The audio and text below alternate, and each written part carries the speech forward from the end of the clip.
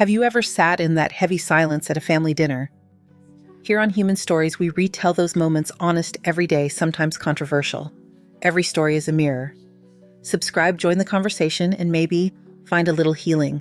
When Bianca Voss announced with a laugh big enough to fill her vaulted living room that my Christmas dishes would be set out for the dogs once the real food is gone, 20-some faces pivoted toward me as if I'd become another ornament on her 12-foot tree. The remark landed clean and mean. I felt it in my ribs. I set down the tray in my hands, rosemary roast goose still warm, and straightened the collar of my coat before I spoke. If we were trading in honesty tonight, I said, letting my voice carry just enough to reach the mantel crowd, we might as well use the good china. Bianca's lipstick smile held for a beat too long. The cinnamon and candle sweetness of the room thinned into a waiting hush. I could taste the copper of my own restraint. 3 days earlier, I had been only Marlene Porter, widowed 63, stitching together a holiday the old-fashioned way. I rolled porcini pasta by hand until my knuckles ached, basted that goose every half hour like a benediction, and coaxed a wobbly croquembouche into standing. If you could bring something small, Bianca had texted a heart emoji after the word small. She knew I'd empty my Thursday pension deposit at the specialty market. Grief can make a person volunteer for any chore that sounds like belonging. By 7 o'clock, her Tudor brick house on Willow Lane glowed like a catalog cover. Bianca poured into emerald satin presided near the fireplace, as if the flames reported to her. "Oh, good," she said when I shouldered through with 2 casserole carriers and a dessert tower. Ethan's mother brought extras. Not my name, not my effort, just the old woman's extras to be portioned into stainless steel bowls for her labradoodles when the real menu was finished. The laughter that followed was brief and nervous, as brittle as peppermint bark. I caught my son's eyes across the room, Ethan, my careful boy, the one who learned to whisk eggs standing on a step stool at my elbow. His face did a small flinch and then arranged itself into neutrality. He had always been good at moderation. Bianca was even better at putting him in positions where it looked like the kind choice was to say nothing. Something in me, quiet and dutiful for 3 years, unlatched. I set my purse beside the centerpiece of mercury glass and pine-faced the gathered neighborhood and let my gaze land not on Bianca, but on the woman at her right, Jenna Whitaker, the interior designer who had been narrating her latest project like a victory parade. "Jenna," I said, "Bianca told me last Thursday your new place has you underwater. She said your husband threatened to move in with his brother if you buy one more piece of statement lighting." Her words, not mine. A thin-stemmed coupe slid from Jenna's fingers and shattered across the parquet. The carols whispering through Bianca's smart speakers seemed to grow louder as the room went still. Bianca's smile faltered. "Marlene, that's..." Out of context, I offered gently. "We can test that theory." I turned to the tall man by the drinks cart. "Marcus Reed," I said. Bianca's doubles partner at the squash, a ham-shouldered fellow who loved an audience. "According to Bianca, you've been smelling like gin before lunch, and your wife tracks your phone because she's afraid you'll drive into a tree. She says the club calls you Mr. Backhand and Backslide." The joke landed with a thud. Marcus's grin buckled. His wife Nora touched his sleeve and didn't remove her hand. People shifted. A heat rose off the room, not from the fire. "Mom." Ethan's voice came low from somewhere behind me. I didn't look back. I wouldn't have been able to stop. I moved toward the couple that lived in the stucco house with the manicured hedges, Claire and Doug Hollister, the ones Bianca always credited with elevating the guest list. "Claire," I said softer, "Bianca thinks your marriage is staged. She says Doug has a 2-year thing with his assistant, and you're the only one who hasn't read the script yet." Claire's face did not crack so much as drain. The color simply left like tide pulling away. "And Doug," I added, "she believes the bluff about your portfolio because she wanted catering discounts. She told me the real budget is whatever Claire can put on her old Amex." Conversations collapsed into pockets of whispering. Winter air seeped through when someone opened the front door as if they needed oxygen. Bianca didn't move. Her fingers curled around the rim of the mantel the way a climber grips rock. I watched the admiring latticework of her friendships begin to separate. A guest near the foyer muttered something about their babysitter and slipped out. Someone else texted furiously under the table runner. Bianca's perfect holiday tableau had developed bald patches. "Enough," Ethan said closer now. I should have been spent. Instead, my voice found its calm. "Mr. and Mrs. Rollins," I said, addressing the older couple who were already inching toward their coats. "Bianca calls you the museum pieces. She says you're invited everywhere out of pity and that she looks away when you eat." Mrs. Rollins flinched as if I had slapped her. "We brought her peppermint brittle last week," she said to no one in particular. "I know you did." My throat wanted to close. "You've brought something to every house on this street for 20 years. Bianca's mask snapped. "Marlene, stop," she hissed those 2 words spoken in the voice I had come to know intimately, the one that carried a blade in its hem. Around us, people were quickening toward the exit with the efficient silence of an evacuation drill. "Are you asking me to be inaccurate?" I said, "or quiet? This is not how adults behave." "Then let's behave like a clinic," I said, and turned to the far end of the table where Dr. Klein stood, a mild man with a snow-white beard who had straightened Ethan's teeth in middle school. "Doctor, I said you were at the Hendersons' barbecue in August." "Yes." He cleared his throat. "I was." Did Bianca or did she not suggest that Jenna's husband drinks to avoid her and that Marcus's wife is too scared to leave? A long breath. I heard remarks. I believed them to be foolish gossip. That was my mistake. The admission moved through the room like a current. It wasn't vindication exactly. It was oxygen. Bianca tried another approach. "You're taking private chatter and twisting it," she said. "You're not even remembering correctly." "Oh, I remember," I said, and reached into my purse. "I remember in WAV files." I held up my phone. The lock screen glowed with a grid of unlabeled audio thumbnails. For 6 months, I sat on coffee runs on their store returns during hair appointments. While she rehearsed her guest lists and agonized over seating charts, I recorded Bianca explaining the people she gathers and the use they serve. Not us, not my family life, not the children. Her words about you. I let the phone hang at my side, no flourish. Bianca's pupils sharpened. "You recorded me?" She glanced around, searching for outrage that would protect her, and found only faces that were now refusing to be neutral. She stepped toward me fast. I took one small step back, palm up. "I wouldn't," I said. "Not because of me, because this is one copy, and because I'm an old woman who has finally learned the difference between keeping peace and being an accomplice. Backups exist where your labradoodles can't sniff them out." We stayed like that for a breath, her in that electric green dress, me in my church coat from a decade ago. Two women who had loved the same man in different ways, trying to decide the cost of the next inch. Bianca spoke without moving her mouth. "Get out of my house." "Gladly," I said, because the word had grown large in me and needed to be said. I picked up my purse. I left the goose and the pasta, left the croquembouche I'd fretted over until the caramel set like amber. People made a small aisle as I walked a corridor of parted air. No one touched me. No one blocked the door. Ethan's voice followed my name on it. "Marlene." I turned only far enough to meet my son's eyes. In them, I saw a boy with flour on his shirt front and a man with a mortgage he hadn't wanted to take. I saw a decent person asked to measure decency in ounces too small. "I'm going now," I said, steady, not loud. On the porch, the cold found the skin at my throat with honest fingers. The night had that clean, brittle quality December sometimes manages stars close and sharp as pinheads. Behind me, Bianca's orchestrated carols floated through the open door, bright and tinny. Someone attempted a half-hearted laugh and let it die. Somewhere a glass clinked against another glass, and then nothing. I closed the door with all the gentleness I could muster, as if noise were a kind of rudeness I still refused to commit. The brass handle was cool under my palm. In the beveled pane of the sidelight, I caught my reflection small and resolute in the wreath's shadow. Snow just a little broke loose from the eaves and dusted my shoes. I buttoned my coat, breathed, and walked to the curb, where the night held still and the air did not require anyone's permission. I did not look back. The night held its breath as I reached the curb. The street was a ribbon of frost and quiet Christmas lights. The sky felt close enough to touch. My phone, buried in my coat pocket, began a steady vibration. First one alert, then another, then a rush that felt like a trapped insect. I didn't look. I focused on the small mechanics of leaving the gate, latched the walkway, the click of the car unlocking the weight of the door, the way an old engine asks permission before it starts. I drove the 5 blocks to my building slower than usual. The trays in the back seat exhaled a ghost of rosemary and sugar. Everything I had made with my hands now cooling into a smell that had nowhere to go. I parked under the elm that always dripped in a thaw and sat with the engine off until the heater sighed out. Only then did I check the screen. A dozen texts stacked like falling tiles, 2 from unfamiliar numbers with Willow Lane area codes. A neighbor's teenager had posted a video Bianca in green me, with my church coat, a glass bursting on the floor. Someone else had filmed the moment I held up my phone. Another had caught Dr. Klein's careful, weary confirmation. I watched none of them.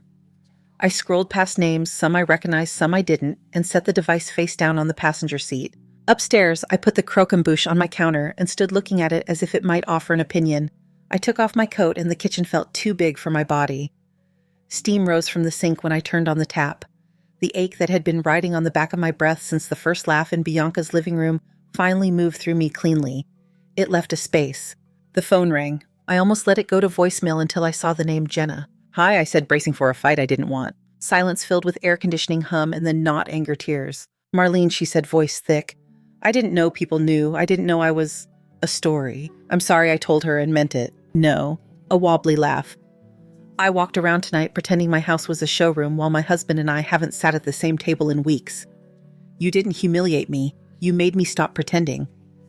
He and I are going to talk. I need to. I didn't tell her how to do it. I didn't offer advice. We said goodnight like people who'd met at a cliff and seen the drop together. The next call came from a number that said N. Reed, Nora. Her first words were not a greeting. He's in the bedroom, she said. Marcus is crying. I didn't know how to make him hear me anymore. He heard you.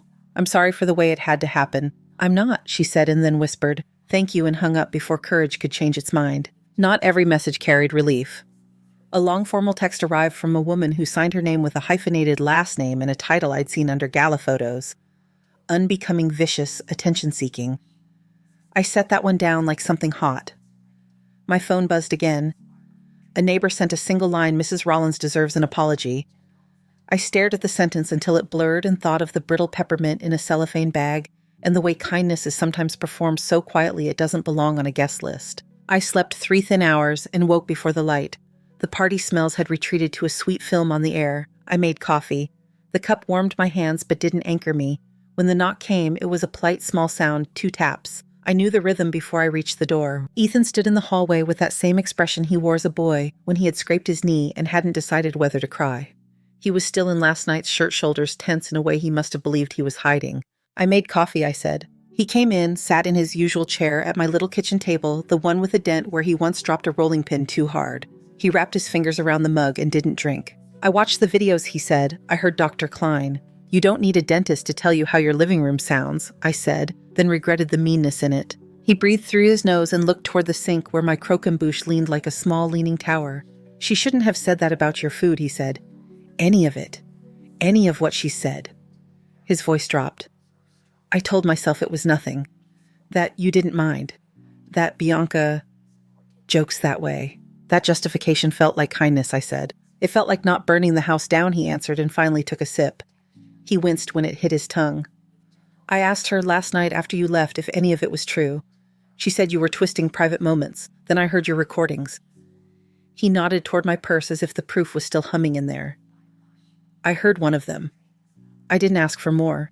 The kitchen clock ticked around a sticky second. In the quiet, I could hear our building's pipes settle. Ethan, I said, and made sure my voice obeyed me. I am not here to make you choose.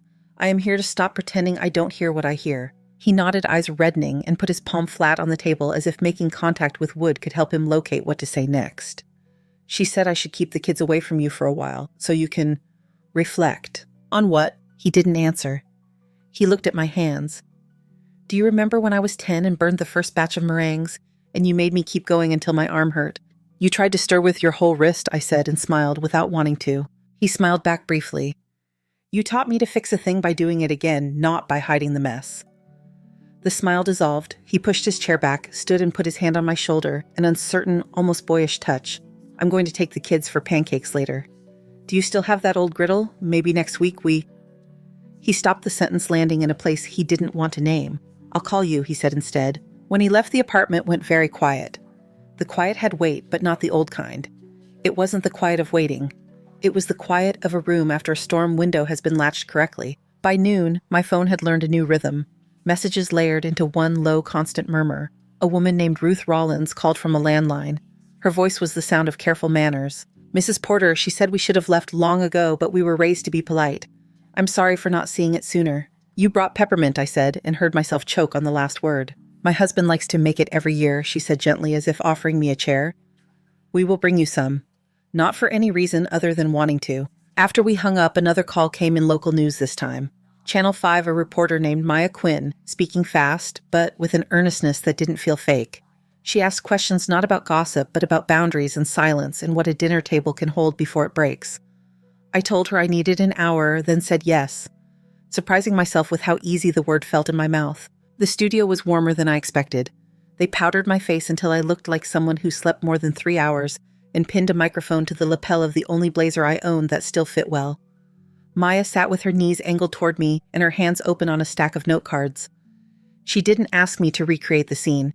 She asked me about recipes. She asked me what it feels like when your grown child stares at the ceiling instead of saying what he knows.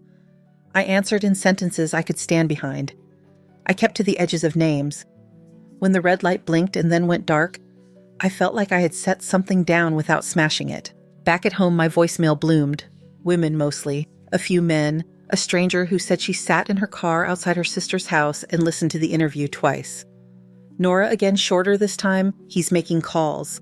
An unknown number from an out-of-state area code that turned out to be a church secretary offering a support group. I didn't want, but thanked her for anyway. I placed my phone face down on the table and stood very still in my kitchen and let the voices pass through me like weather. The next message carried a different tone, professional clipped syllables with just enough air between them. Mrs. Porter, this is Lyle Ashford from Ashford and Muir. I was your late husband's attorney for a number of years. I have some material in my care that pertains to you. It would be best if we spoke in person. The name unlocked a room I hadn't walked into for a long time. Graham's handwriting on legal envelopes, the thick paper of wills and proxies you sign when you are both trying to be sensible and not think about why. I called Mr. Ashford back and took the first appointment he offered. His office sat on the second floor of a brick building that had once been a bank and still behaved like one. Dark wood, heavy doors, the smell of paper that has opinions about time. A receptionist with a tidy bun and a cardigan offered me tea. I said yes. Saying yes seemed to be working for me today. Lyle Ashford was narrow and precise, the kind of man who makes a part in his hair with the same ruler he uses on file tabs. He did not waste my time pretending this was social. Mrs. Porter, he began after we shook hands and sat. Graham came to see me several months before he passed. He had concerns about your daughter-in-law's treatment of you and anticipated accurately it seems that those concerns might intensify. He set a leather portfolio on the desk and opened it. Inside lay a stack of documents bound with a thin red ribbon and on top a thinner file with a label in my husband's hand. Blue ink, clean capitals, Lantern. My mouth went dry. What is this? A parallel trust, he said, funded over time from personal investment accounts Graham kept separate from the household budget. There are also property records, small holdings he placed in your name without public filings that might draw family attention. The memorandum on top is what he called Project Lantern. He slid the file across to me. I didn't pick it up yet. The label stared back. He wanted you to have options, Ashford went on, not to be cornered into dependence on individuals who might exploit your position. He set conditions for when I was to deliver these. Based on the last 48 hours, those conditions have been satisfied. What conditions? I said, hearing my voice come out more level than I felt. That you demonstrate a willingness to defend yourself from sustained mistreatment by a family member, he said. He wrote that in plainer language than I just did. I touched the file. The paper was cool and stubborn under my fingertips. How much I said, not because numbers comfort me, but because they tell a shape. Ashford named a figure that lived just under 2 million. I steadied my breath around the syllables. He went on. The accounts were liquid enough to move without fanfare. The properties were modest, uncomplicated. There was a clause, a careful lawyerly thing about Ethan. Not a trap exactly, more like a mirror held up at a certain angle. He trusted your son, Ashford said, and something softened in his careful voice. He simply wanted to make sure loyalty wasn't something you had to purchase. Under the trust papers lay another folder thinner than Lantern but denser in a different way. Emails, annotated printouts, a sheaf of notes in Graham's hand that mapped dates and incidents in lines and arrows. He had been paying attention while I was busy telling myself I wasn't seeing what I was seeing. A timeline. Names. The exact phrases Bianca had used about me, about Ethan, about neighbors. He had written them down the way he used to write down recipes he wanted me to try, careful with substitutions underlined. Graham was a measured man, Ashford said. He wasn't given to melodrama. He recorded what he could verify and set it aside for me in the event I needed to verify it for someone else. At the bottom of the portfolio lay a letter in an envelope that made a small sound when I lifted it, as if paper can exhale. On the front, Marlene. Inside, my husband's voice in ink. If this reaches you, it means you did not let polite silence eat you.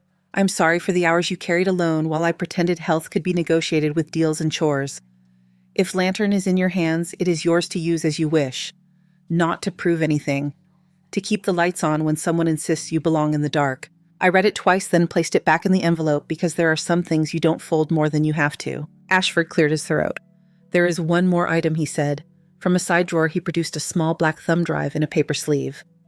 Graham provided this as a catalog of recordings he made with the consent of the parties involved. He believed your daughter-in-law has a pattern of behavior that extended beyond family walls. I have not listened. It is not my business to tell you what to do with it. Shay. I looked at the drive and thought of the grid of audio files on my phone, how courage can sometimes be counted in minutes and megabytes. I didn't reach for it, not yet. When I stood to leave, the leather chair gave a tiny squeak, surprised to be empty. Ashford walked me to the door himself and hesitated, as if considering a line he wasn't sure a lawyer was supposed to cross. Graham admired your spine, he said. Eyes polite and steady. He just hoped you'd remember you had one before you were forced to prove it. Outside, the day had blued into late afternoon. I carried the portfolio home in both hands, not because it was heavy, but because it felt like something you shouldn't tuck under an arm. In my kitchen, I cleared the counter with the respect of someone preparing a work surface, set the documents down, and opened the blinds. Winter light fell across the table in a clean strip. I laid out Lantern the Trust, the little letter, the thumb drive. I boiled water and poured it over a tea bag I didn't particularly like, and let it steep until it went bitter. I drank it anyway. Voicemails kept arriving. Nora again, Ruth, with a recipe. An unknown voice saying she had walked out of a house full of candles and hadn't stopped walking yet. Somewhere below my window, a delivery truck released its brakes with a sigh. Somewhere across town, a child asked for pancakes and got them. I pressed my palm to Graham's handwriting, felt the press of his blue ink through the paper, and let the room hold me while the early dark came down. By morning, the portfolio still sat where I'd left it, the red ribbon laid straight as a measuring tape. Light came thin and patient through the blinds. I brewed coffee that tasted like attention and stood a long time without drinking it. The building's mailboxes clattered below my window, and minutes later, footsteps climbed the stairwell with the cadence of obligation. The knock was brisk, 2, then 1. A postal carrier in a navy cap, cheeks wind-bitten, held out a thick envelope on creamy paper. Signature, ma'am. The return address belonged to a downtown firm with a chandelier in its lobby. Thank you, I said, and signed the line with the steadiness of someone writing her own name on a cast. Inside, a letter whose sentences wore suits. Cease and desist, defamation, emotional distress. Bianca's counsel demanded that I retract malicious falsehoods, surrender unlawful recordings, and refrain from further harassment. It was dated last night. The ink might as well have been warm. I read it twice. I set it beside Lantern and without drama reached for the phone. Mr. Ashford, I said when he answered, I have something new on the table. He listened to the phrases, then to my silence. You'll want litigation, he said. I'm an estate man. Evelyn Cho is who I would call if I wanted a procedure to be both exact and merciless. He gave me her number. It rang twice before a clear voice answered between background keystrokes. Ms. Cho's office. Tell her it's a friend of Lyle Ashford and that the word Lantern sits in the room with me. There was a beat of quietly impressed air, one moment. Evelyn came on the line with a hello that sounded like a blade being unsheathed without menace. Mrs. Porter. Yes. Bring the letter. Bring what Mr. Ashford gave you. And bring yourself. Noon. At noon, her conference room felt like a well-used chessboard, neutral, bright, every square accounted for. Evelyn was mid-50s, hair short jacket, plain eyes unhurried. She read Bianca's letter once, then again, pen ticking lightly in the margin as if counting the ways a sentence can overreach. She handed you the door, Evelyn said. By claiming harassment, she invites a court to examine the conduct she wishes would stay ornamental. She took in Lantern with the appetite of a person who knows the weight of paper. We spread documents like maps. She read Graham's notes, paused at dates that lined up too cleanly with memories I'd been calling coincidences, and skimmed the index of the thumb drive without plugging it in. Your husband prepared, she said, not unkind. He did not expect you to be cornered into civility. I asked about the recordings on my phone. One-party consent state, she said. Perfectly lawful. Even if it weren't, their existence is leverage separate from admissibility. But we won't need to test every wall. We will choose the ones that matter. What happens next? I asked, careful not to let the question become a forecast. I file a response and a counterclaim, she said.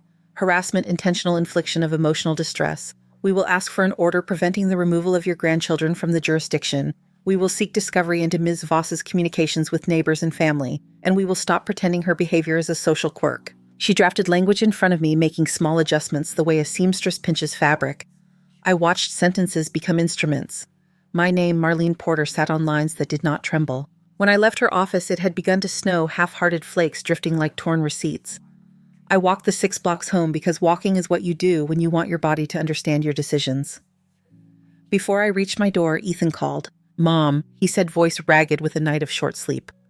Did you get a letter? I did. Bianca's saying you're trying to ruin us. She wants to take the kids to her mother's in San Diego until things cool down. She asked which weekends I want, as if he stopped either to breathe or to hold back whatever came after, as if. You don't have to answer that question, I said. She says your recordings are illegal. They aren't. He sighed into the phone. She's packing a suitcase. I told her we needed to agree on anything involving the kids. She said she doesn't need my permission to take them on a family visit. Ethan, I said, letting the name be a steadying hand on a ship rail, listen to me. You are their father. No one decides every move around you. Please, for once, do not perform moderation. Just be their parent. Silence stayed on the line long enough for me to hear the clink of a zipper and the plastic breath of a trash bag inside a closet. I'm going back in there, he said and hung up. I sat with my coat still on and looked at Lantern. I have always believed in recipes. A plan reduces panic. 10 minutes later, I was back on the sidewalk, heading toward Evelyn's office. When I pushed through her glass door, the receptionist had already lifted her phone. He's here, Evelyn asked from the doorway. My son, I said. She's threatening to leave the state today. Evelyn didn't move fast. She moved correctly. I'll file for an emergency temporary order prohibiting relocation. We'll need a judge who doesn't regard family as an afterthought. She had a name in mind. She made 2 calls. On the second one, her tone changed from professional to precise. We can be there in an hour, she said. Yes, Your Honor. We were there in 40 minutes. The courtroom smelled like worn carpet and patience. Evelyn briefed the judge in the language of care, disguised as law. She spoke of my role with the children drop-offs, pediatric visits afternoons, with flour on the counter. She did not use the word grandmother as if it were a lesser relation. She used it the way my grandson says bridge when he builds one himself. The judge listened, lips pressed thin, not with skepticism, but with the weight of choosing well. I am signing a temporary order, she said finally. No removal of the children from this county without written consent of both parents or a further order of this court. Return to chambers when service is complete. Evelyn gave a small nod that was not victory so much as earned breath. By dusk, a process server had crossed Bianca's perfect lawn and left papers in her perfect hands. I did not need to witness it.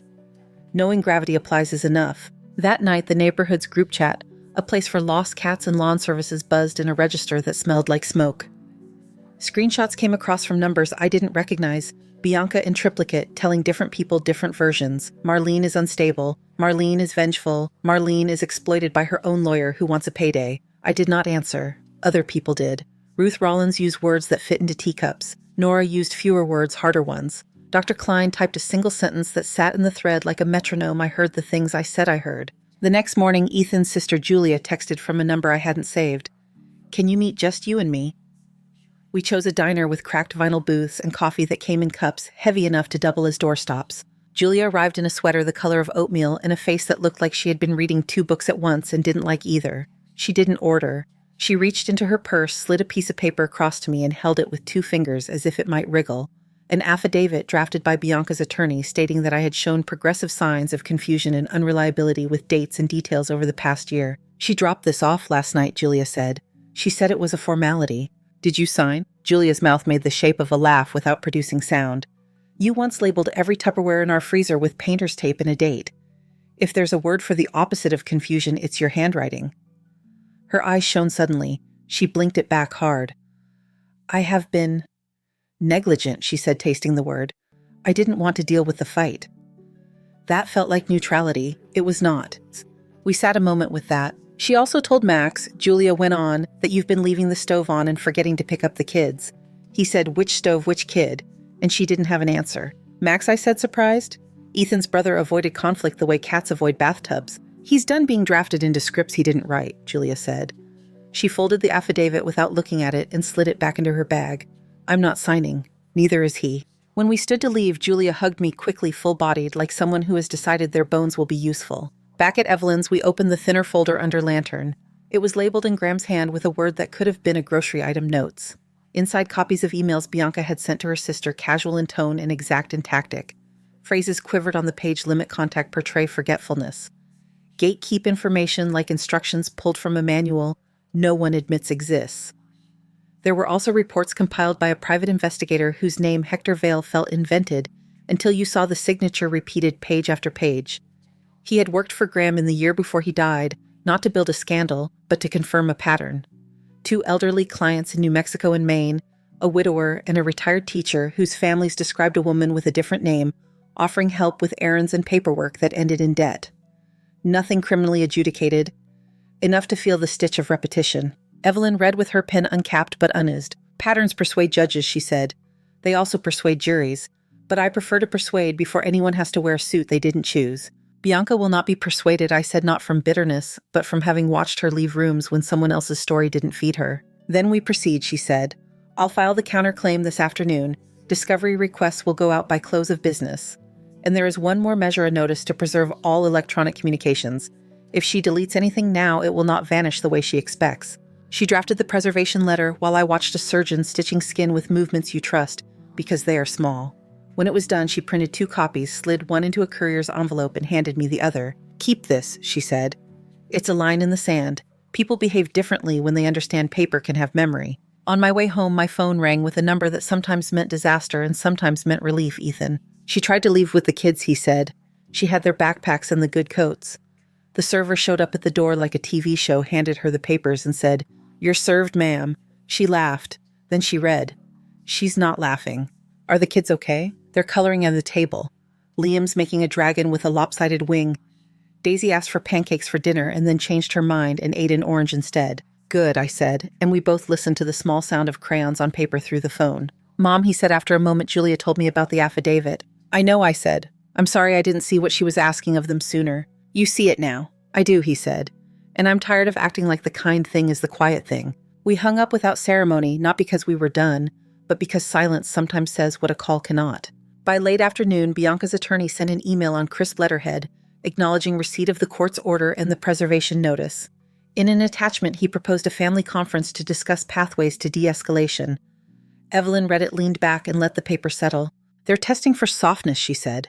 "We'll answer, not with softness, with terms that recognize gravity." She typed a reply that used words like structure monitoring documentation. She kept names off the page that did not need to be there. Before she hit send, she looked up. "How are you, Mrs. Porter?" It was a question no court stamps at the bottom of emotion. It startled me into honesty. "I keep thinking about my grandson's dragon," I said. "How one wing is lopsided and still looks like a wing."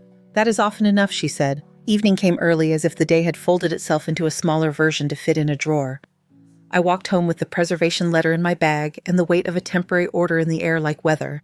Outside Bianca's house, the wreath still hung precise and symmetrical, a bow tied in a manner that suggested no human fingers had been involved. Across the street, the Rollinses' porch light clicked on, casting a circle of ordinary gold onto their steps. Inside my apartment, the croquembouche leaned, the way it had leaned yesterday, stubborn and improbable. I broke off a single caramel-threaded puff and ate it, standing up, the sugar cracking loud in the quiet. The phone vibrated once on the counter, then stopped. On the table, lantern lay open to the page, where Graham had underlined a date and written, "If necessary, insist on light." I let the room be lit by things I could name a lamp. Winter dusk, the small glow of a charging indicator. Somewhere down the block, a child laughed with a sound that could have been mine 30 years ago. I rinsed my cup, set it upside down on the rack, and let the faucet run until the water went cold. 2 days after the preservation notice went out, Bianca's attorney proposed a family conference at Evelyn's office. The conference room was bright and bland white table glass wall, a tray of water glasses lined like ponds. Ethan sat to my left, hands folded tight enough to blanch the knuckles. Across from us, Bianca in a navy dress that announced seriousness, and a young lawyer with a tie the color of courthouse carpet. Evelyn opened with the temperature of a doctor reading vitals aloud. "Ground rules," she said. "We're recording." Copies to both sides at the end of the hour. She slid the small recorder to the table's midpoint, pressed a button, and its red eye went steady. "Mrs. Porter," Bianca's lawyer began, "my client is willing to resolve matters privately. No litigation, no press. In exchange, you'll delete the recordings and issue a written apology for your defamatory remarks." "No," Evelyn said almost kindly. "Here are our terms, a document 3 pages crisp. No removal of the children from the county, absent written consent of both parents. Temporary supervised contact during transition. Family counseling with a neutral provider. Non-disparagement in all settings. Financial transparency for any expenditures involving the children. And a written acknowledgement by Ms. Voss of the conduct at issue." Bianca's mouth bent into a smile with no humor in it. "So I sign a confession and get supervised like a criminal because an embittered widow wants attention." Evelyn didn't blink. "Because documentation exists." Bianca turned to Ethan as if he were a jury she could still charm.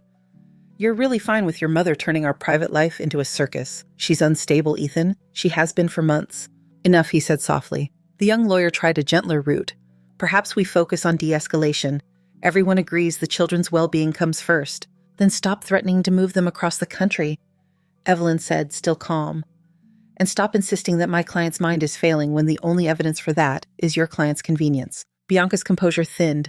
Her eyes cut to the portfolio by my elbow, to the red ribbon peeking like a tongue. "And what's that?" she said. "More of Graham's little secrets. The money she's suddenly throwing around? Ask her where it came from." She leaned forward. Ask her about the 2 ledgers he kept. Ask her about the the lantern accounts. Ask her why he met men from Treasury in back rooms and came home smelling like fear. Ethan flinched at our husband's name said like that. Evelyn's pen stopped moving. Bianca grinned small and ugly. Your sainted bookkeeper wasn't innocent. He washed money, everyone knew. He set up fronts and walked assets through shell companies like dogs through grooming. There's your truth. The room went quiet enough to hear the recorder's mechanical hum. I reached for the portfolio and lifted the thin envelope Mr. Ashford had tucked beneath Lantern, the one with government letterhead that never wastes ink. I slid it across the table and turned it so the seal faced Bianca's lawyer. You're wrong, I said, not with triumph, just certainty.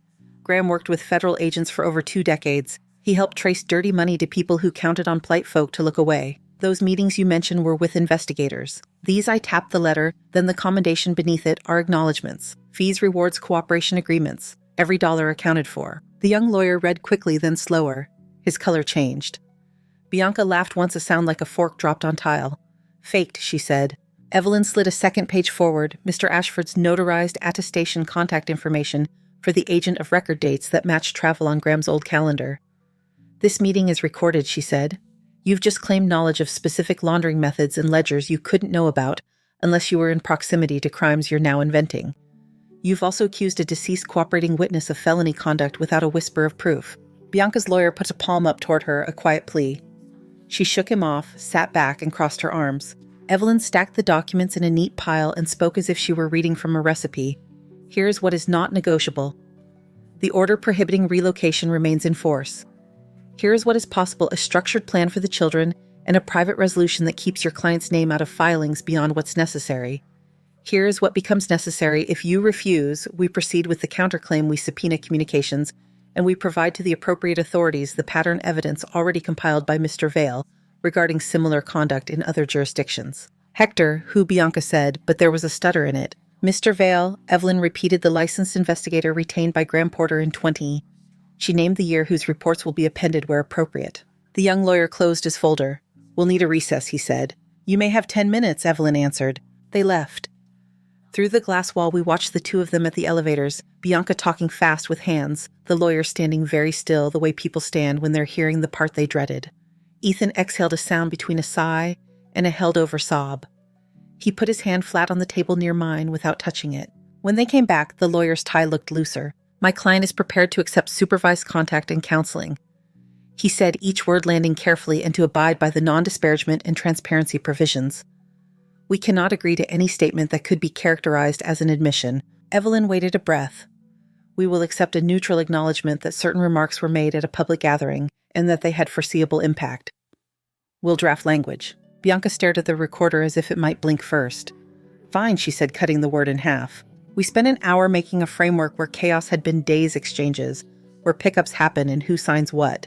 The sort of ordinary architecture that real families use without noticing. Ethan's shoulders lowered by degrees.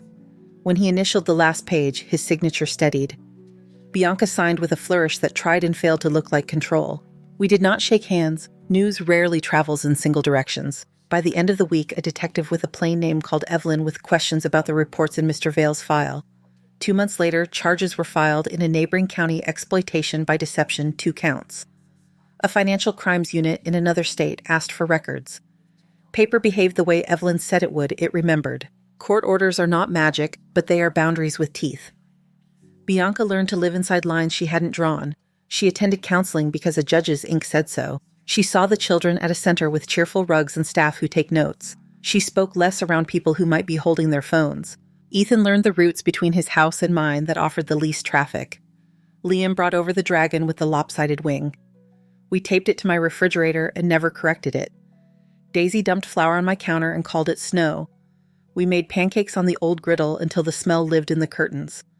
Julia stopped apologizing for being late and started arriving early. Max fixed the loose hinge on my mailbox without telling me until the next day when it didn't squeal. I used it part of Lantern, not for statements, but for services filing fees, a retired social worker named Alma, who now comes on Tuesdays to sit with people at my small table and help them sort envelopes into stacks marked Keep Call No. The rest I left where it was a light I don't have to announce to know it's there. On an ordinary afternoon near the end of winter, the temporary orders became final ones, shared legal custody primary residence with Ethan, a schedule that fit the children better than anyone's pride. I wore a dark dress that didn't wrinkle and shoes I could stand in. When the judge read the terms, I felt something unhook behind my ribs quietly without spectacle. Afterward, we went to the diner with the heavy mugs. Liam ordered grilled cheese and then changed his mind and ate my soup. Daisy pressed her palms to the window to draw circles in fog. Ethan counted out tip money with the intentness of a boy learning to measure flour.